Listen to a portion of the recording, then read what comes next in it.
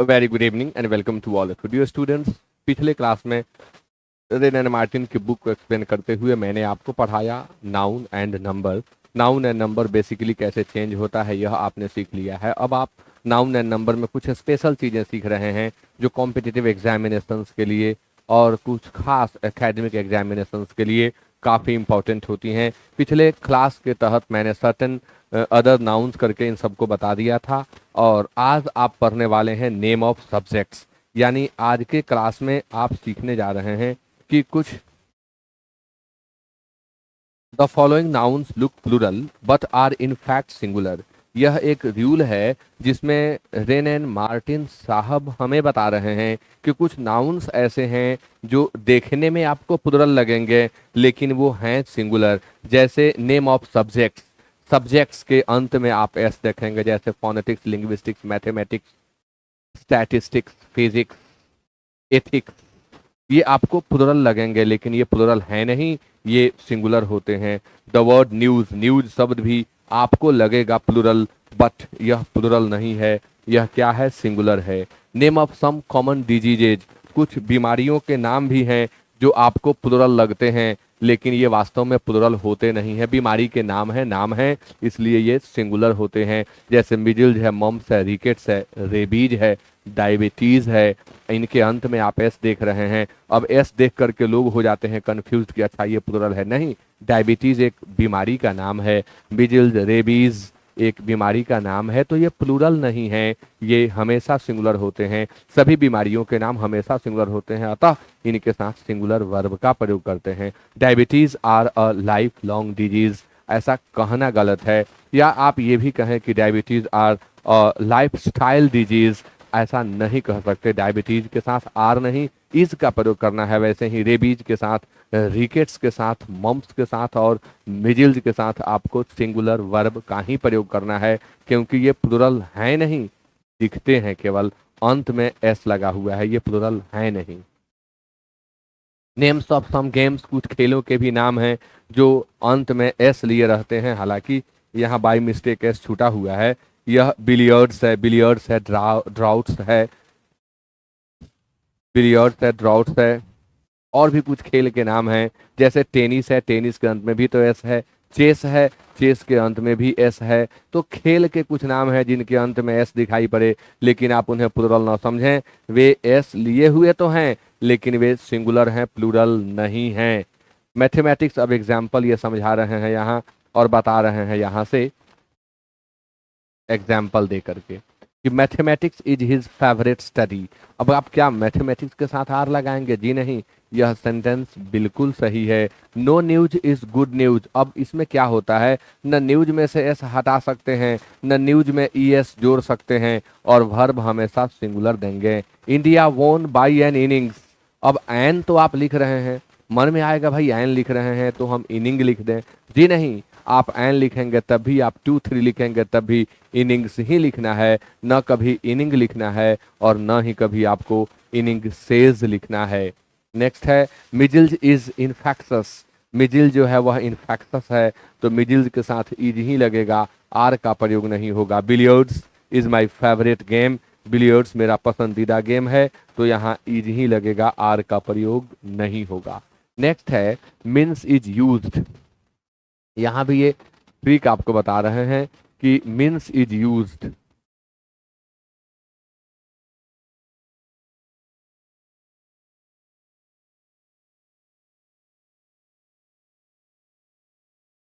Means is used either as singular और plural, but when it has the meaning of wealth it is always plural.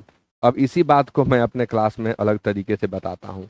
यहाँ ये थोड़ा type mistake है, यह शब्द ईट है। मैं इसे क्लासरूम में बताता हूँ ट्रिक से, आपको वही ट्रिक बता दे रहा हूँ। मीन्स शब्द जो है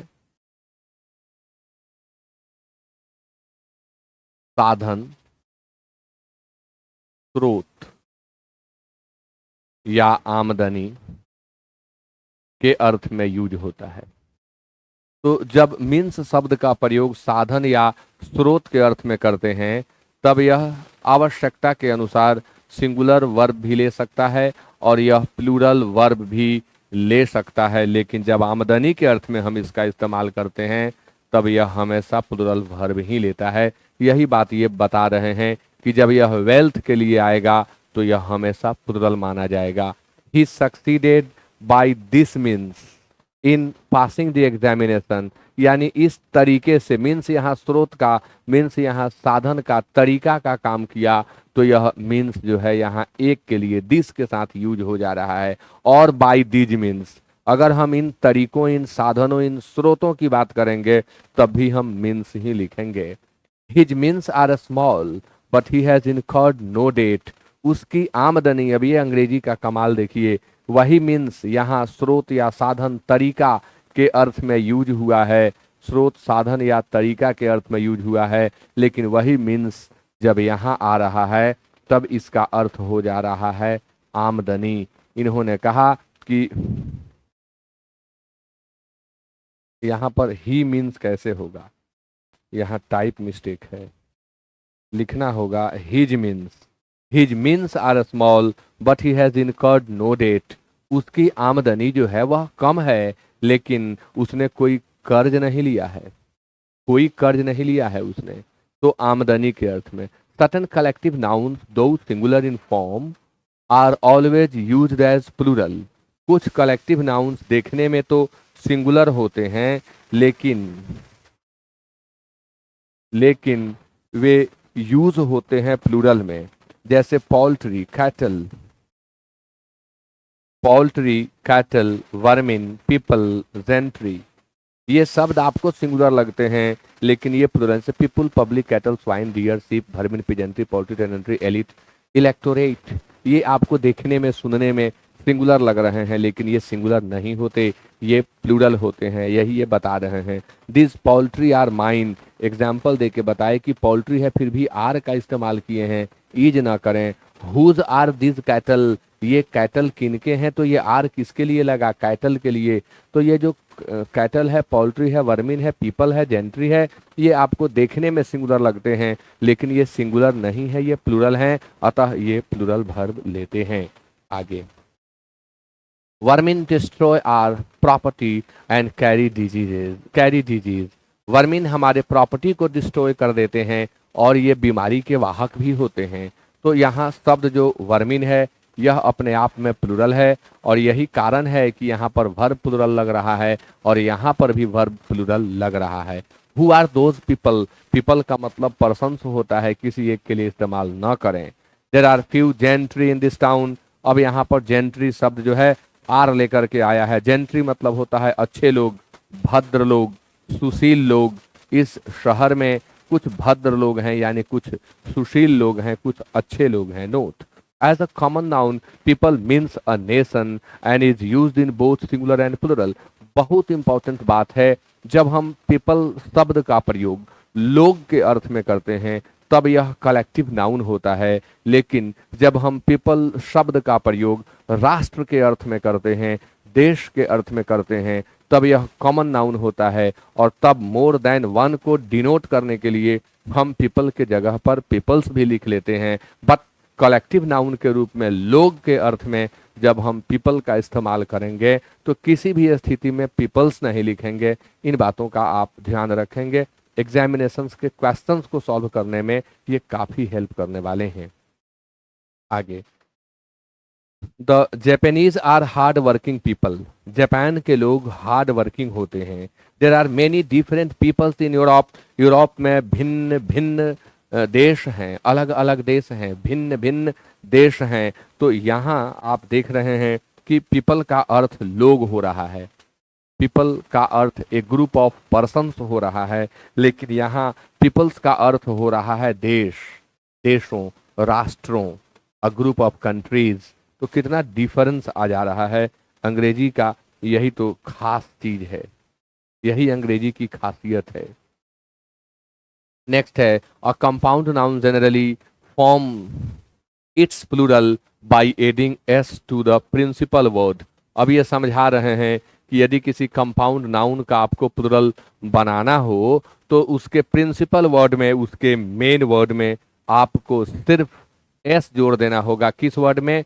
मेन वर्ड में। तो पहले आप तो ये समझें कि हम किस तरह के नाउन को हम कंपाउंड नाउन कहते हैं। A compound noun is a combination of two or more words. Compound noun बनता कैसे है? It is formed from the combination of two or more words. जब हम दो या दो से अधिक शब्दों का योग बनाते हैं, एक साथ इस्तेमाल करते हैं, तो उन्हें कंपाउंड नाउन कहते हैं। और यदि इनका प्लूरल आपको बनाना है तो सिर्फ मेन वर्ड का प्लूरल बनाएंगे, सभी वर्ड का नहीं। या ये भी नहीं कह सकते कि लास्ट वाले का, यह भी नहीं कह सकते कि पहले वाले का।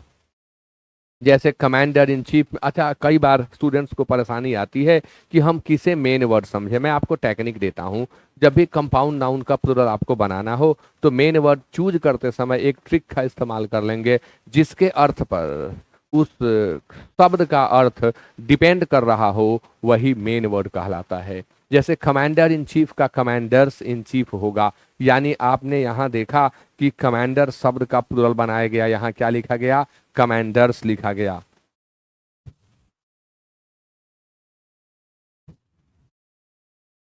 आप यहां देख रहे हैं कोट ऑफ मेल है, तो कोट का प्लूरल बनाया गया, कोट्स ऑफ मेल किया गया।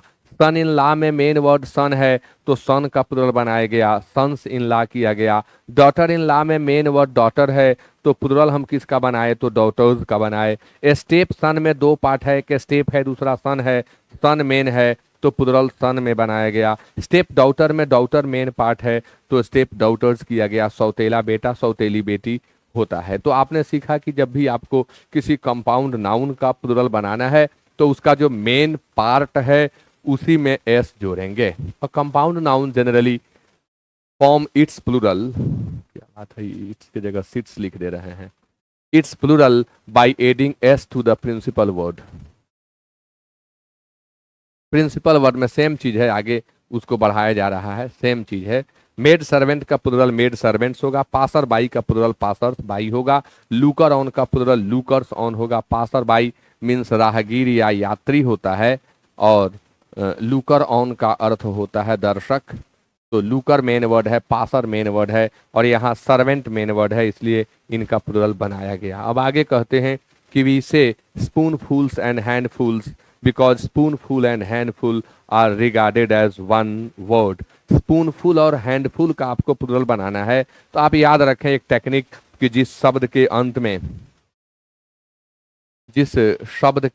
अंत में फूल लगा हो उसका प्लूरल अंत में एस जोड़ करके ही बनाना है। चाहे वो स्पून फूल हो, चाहे वो हैंड फूल हो, चाहे वो बास्केट फूल हो, चाहे वो फिस्ट फूल हो, इनका प्लूरल फूल से अंत कप फूल हो, इनका प्लूरल बनाने के लिए अंत में एस जोड़ना है। आप अलग से याद कर लें। Note that the proper nouns ब्राह्मण and Muslim are not compounds of man, therefore their plurals are Brahmins and Musalmans। अजब तरीके से लिखे हैं मुसलमान।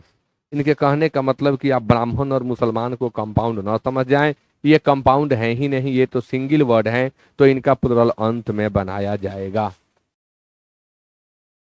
Many nouns taken from foreign languages keep their original plural from Latin। अब बहुत से वर्ड हैं जो लैटिन से, ग्रीक से, फ्रेंच से लिए गए हैं, जिन्हें बहुत सारे लेखक अपनी पुस्तक में फॉरेन प्लूरल के नाम से लिखे हुए हैं। डेविड ग्रीन की पुस्तक contemporary English grammar for foreign students में भी ये चीज़ें बहुत अच्छे तरीके से दी गई हैं, और बखूबी मैं तो वहीं से विशेष करके सीखा था इन चीज़ों को। लेकिन आज के क्लास में इतना ही। अब जब मैं नेक्स्ट क्लास में आऊँगा तो ये चीज़ें जो हैं आपके सामने मैं लाऊंगा। इरेटम का प्लूरल इरेटा होगा, अजेंडम का अजेंडा होगा, डेटम का डेटा होगा, करिकुलम का करिकुला होगा, सेनेटोरियम का सेनेटेरिया होगा। इस तरह के बहुत सारे प्लूरल हैं जो लैटिन से, ग्रीक से, फ्रेंच से सब लिए गए, उनका प्लूरल वहीं के नियम के अनुसार आज भी बनता है, और कॉम्पिटिटिव एग्जामिनेशंस भी अभी भी उन्हीं को फॉलो करते हैं। तो नेक्स्ट क्लास में मैं यहाँ से आगे आपको पढ़ाऊँगा। आज के क्लास में इतना ही। इन्हें नोट करें, याद करें, वीडियो को नए बच्चों में ज़रूर शेयर करें।